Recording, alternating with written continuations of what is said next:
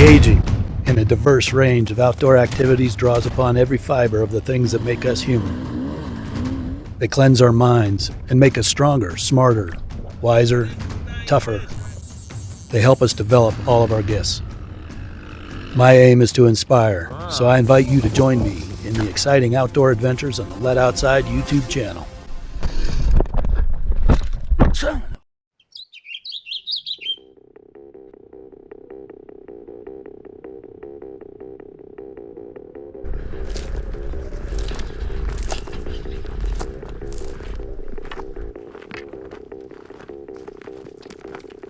Just had a light sprinkle. That storm over there just came through. Not sure it's going to do much for the hookup on the tread. We shall see. There is always this moment when I'm about to ride alone that I realize that I am not actually alone. My hands start to tremble a bit. It's that thing called fear that sneaks up and joins me during some of the dangerous activities on my channel. Oddly enough, it's a good trail partner to have. I can't say I enjoy fear when it arrives, but I love its company. And I feel really great when it finally leaves.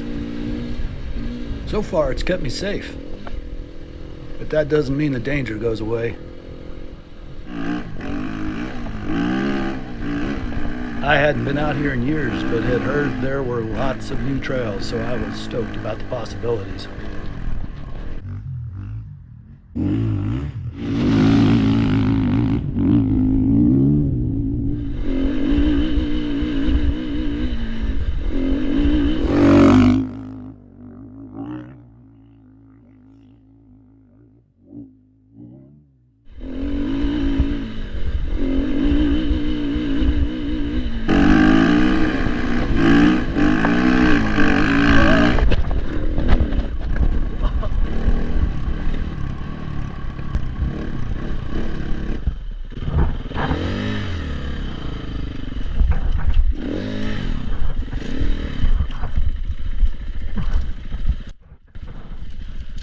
Quite make it, but I could have. I just got out of the track. Oh.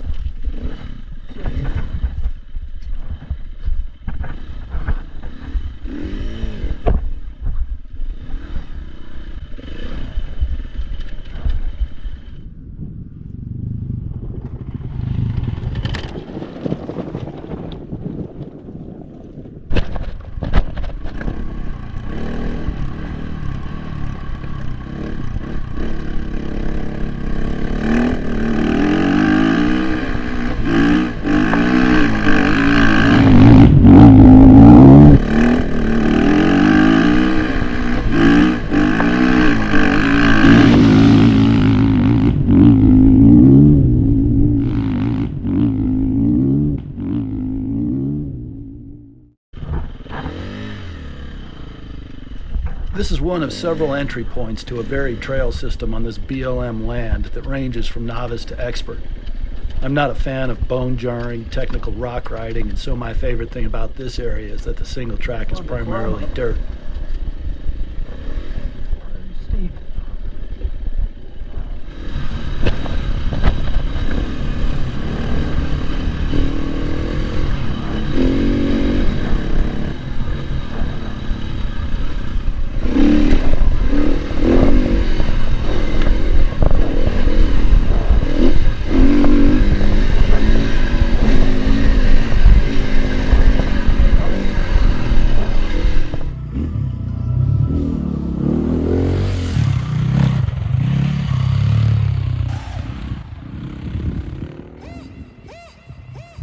The Cheyenne, Ute, and Apache who inhabited this region rode Spanish Mustangs, probably the toughest horses, and probably no less challenging to riding a dirt bike.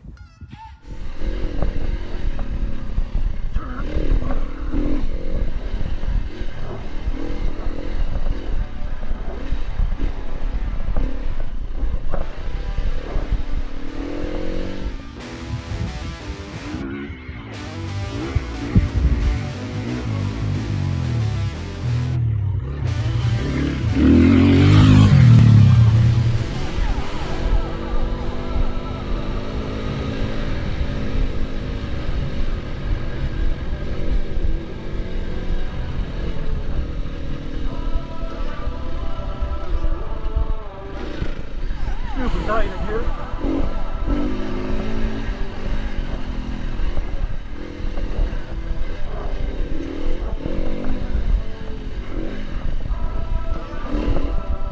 Gotta be on it.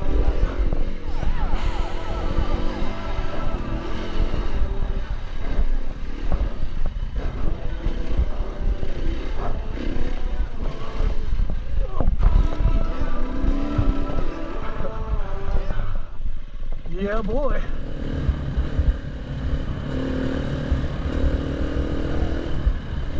Longhorn. Cool.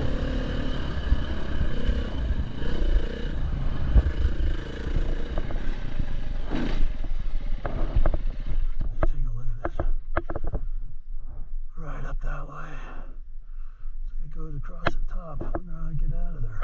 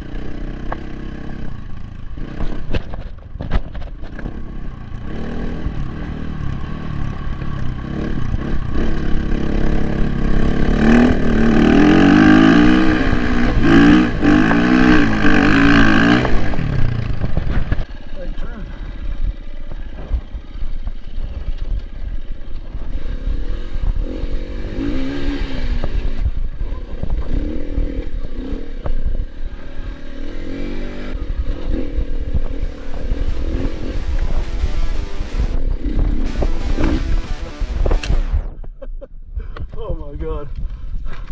Classic.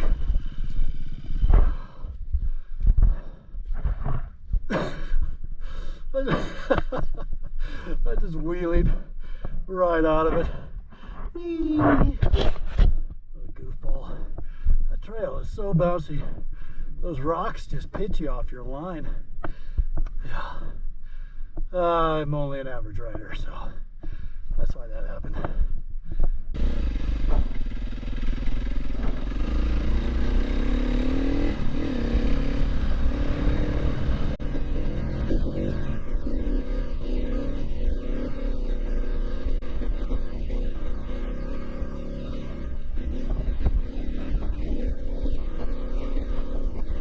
Okay. 92 degrees. That's brutal. Definitely brutal. Questioning whether I should have come out today. Feeling a little dizzy. Definitely feeling it. Oh, wow. I wish I could go for a swim in that gorgeously inviting lake. All right, let's do this.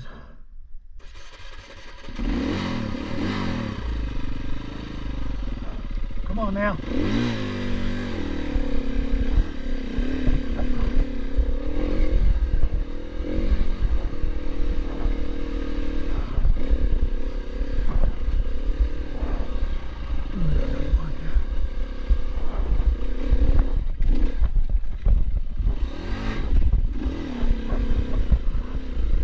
Surprised I got up that.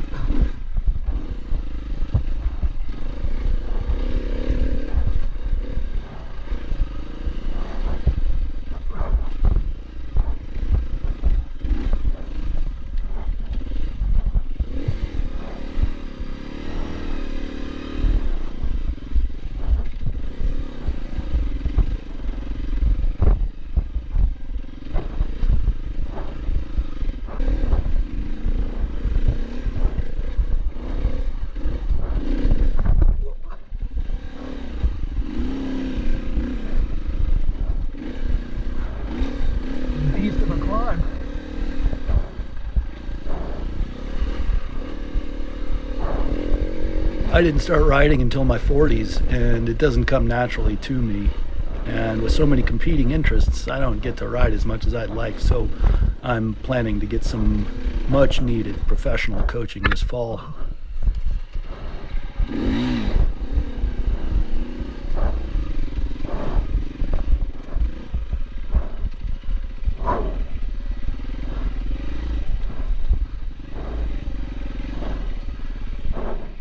Hit it, boy. Oh, not quite what I wanted, but come on, get on it. Oh, that was tough.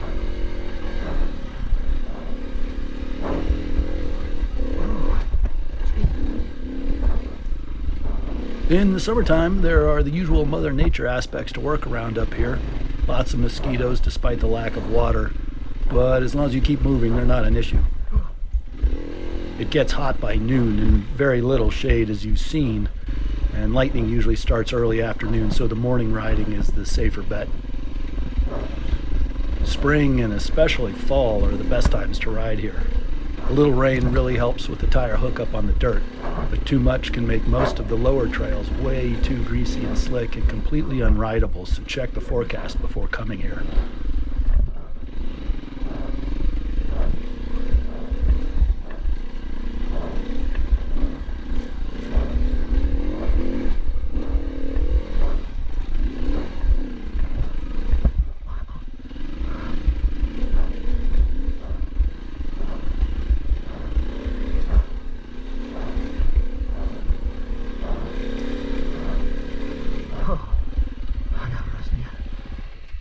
This is a beast.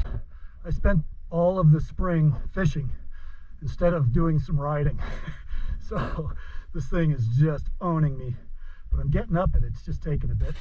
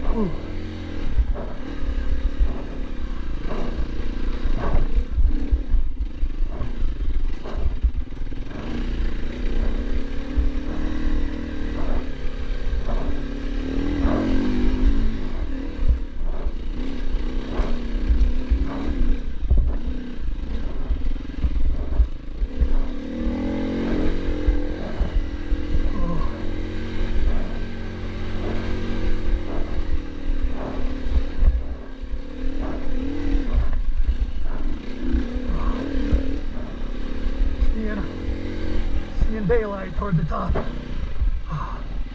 Couldn't be more welcome. So we made it to the top of this mountain. I wasn't quite certain I was going to get here. That was a definitely tough climb. But look at the view from up here. Check that out. Those big peaks you see right over the top of my head. That's the Eagle's Nest Wilderness area, the northern end of it. We ride our snow bikes in the forest to the right of those big creeks, or those big peaks. Check out some of our snow bike videos. They're a lot of fun to watch.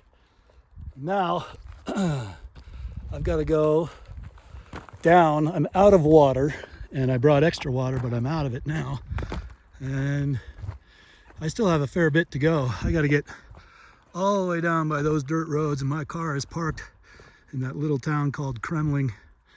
And it's mostly downhill, but I know one section is extremely steep. And then it goes down through this very rocky gully that I'm not looking forward to. And again, I am out of water. I do have salt tabs, but let's see how this goes. Better get moving.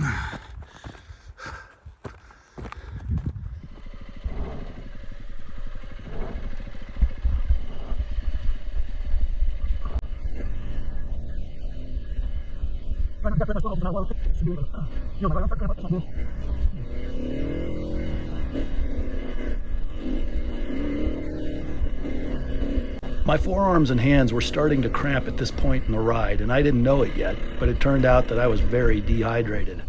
I drank a ton of water ahead of time, went through 3.5 liters of water and Gatorade on the trail, then drank another 2 liters of the same at the truck, then 2 more at the next town while eating salt and electrolyte pills like they were M&Ms, and never had to stop once to pee on the 2-hour drive home, if that's any indication of how dehydrated I was.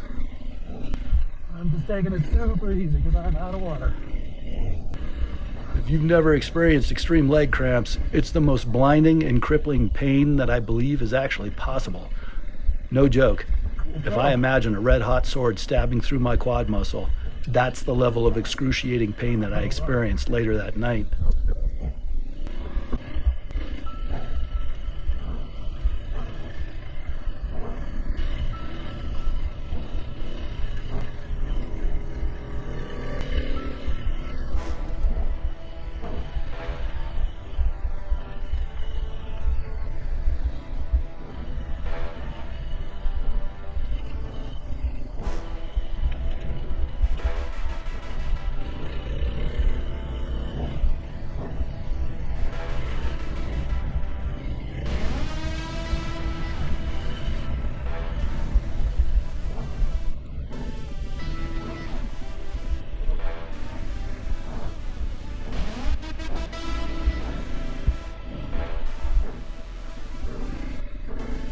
I do have iodine pills, so I'd have to get down to a water source. I'm actually not very far from. Oh, that's a glorious breeze, man. That feels good.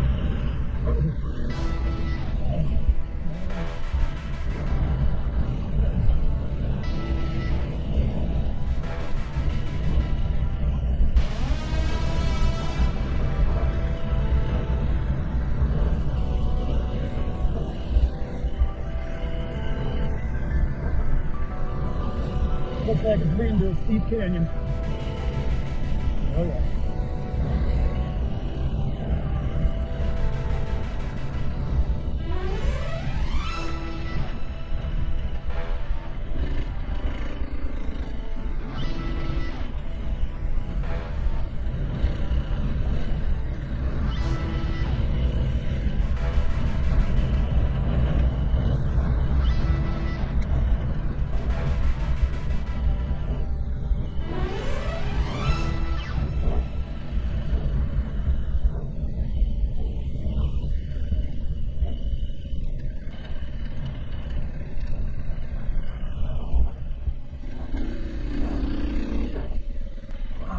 Down that. Cool.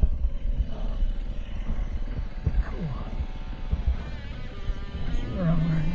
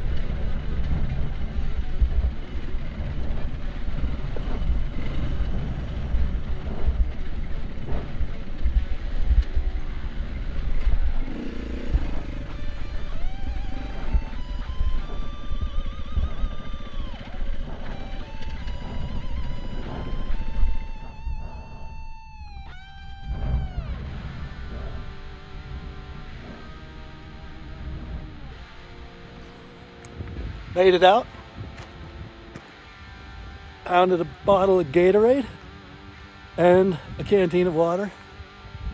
Pretty happy about all that. Thanks for joining me here on Let Outside. Don't forget to check out all the other fun activities on my channel.